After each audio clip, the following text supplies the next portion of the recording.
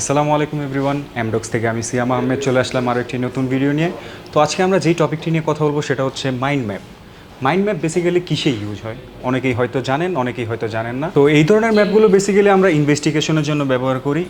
একটা বোর্ডের মধ্যে হচ্ছে অনেকগুলো ইনফরমেশন একসাথে একত্রিত করার জন্যই এটা ইউজ করা হয়। তো বেসিক্যালি আমার পিছনে যেই ছবিটা দেখতে পাচ্ছেন এটা হচ্ছে একটা কাঠের বোর্ডের মধ্যে বিভিন্ন ইনফরমেশন সাজানো আছে। বর্তমানে 2025 সাল, মোটামুটি সব কিছুই আমাদের আশেপাশে যা আছে ডিজিটালাইজড হয়েছে।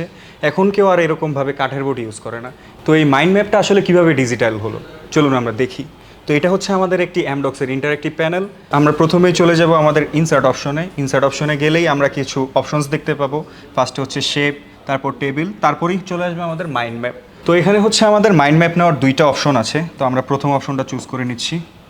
তো দেখতে পাচ্ছেন এটা হচ্ছে আমাদের সেই কাঙ্ক্ষিত মাইন্ড ম্যাপ। তো আমাদের সেকেন্ড যে মাইন্ড ম্যাপটা রয়েছে সেটাও যদি আপনাদের দেখাই,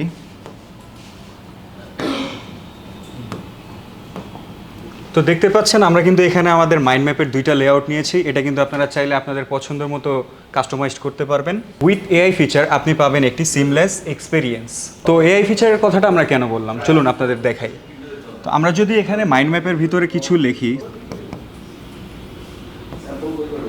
তো আপনারা দেখতে পারলেন আমার লেখার সাথে সাথে কিন্তু বক্সটা অটোমেটিক টেক্সটের সাথে অ্যাডজাস্ট হয়ে গেল। আপনারা চাইলেই কিন্তু এই মাইন্ড ম্যাপের মধ্যে আপনারা ফটো এবং ভিডিও বোথ অ্যাড করতে পারবেন। কিভাবে চলুন আপনাদের দেখাই।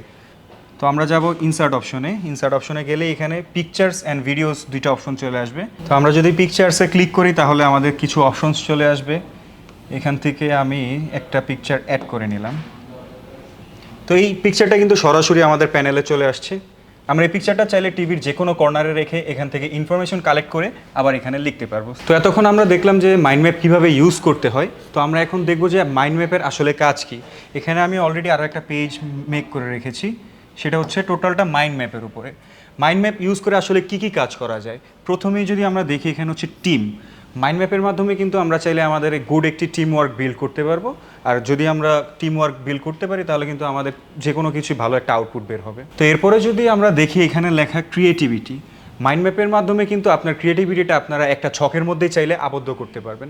তো এখানে যদি 3 নম্বর অপশনটা দেখি, এটা হচ্ছে অ্যানালাইটিক্স। মাইন্ড ম্যাপ ব্যবহার করে বিভিন্ন ধরনের জিনিসের উপর অ্যানালাইসিস করতে পারবেন। তো এরপরে যদি আমরা এখানে দেখি, এখানে লেখা হচ্ছে মোটিভেশন। মাইন্ড ম্যাপের মাধ্যমে আসলে মোটিভেশন জিনিসটা কীভাবে কাজ করে। মাইন্ড ম্যাপের মাধ্যমে যেহেতু আমরা পূর্বেই বলেছি যে একটা ছকের মধ্যে সব কিছু থাকে, যার কারণে আমরা হচ্ছে আমাদের প্ল্যানিং বা বিষয়বস্তুটাকে ভালোভাবে এক্সিকিউট করতে পারি, যার ফলে হচ্ছে আমাদের মধ্যে মোটিভেশন জিনিসটা অনেক অংশেই বেড়ে যায়। তো ভিউয়ার্স, আজকের ভিডিও এই পর্যন্তই। দেখা হচ্ছে নতুন কোনো ভিডিওতে। সবাই ভালো থাকবেন, সুস্থ থাকবেন। আসসালামু আলাইকুম।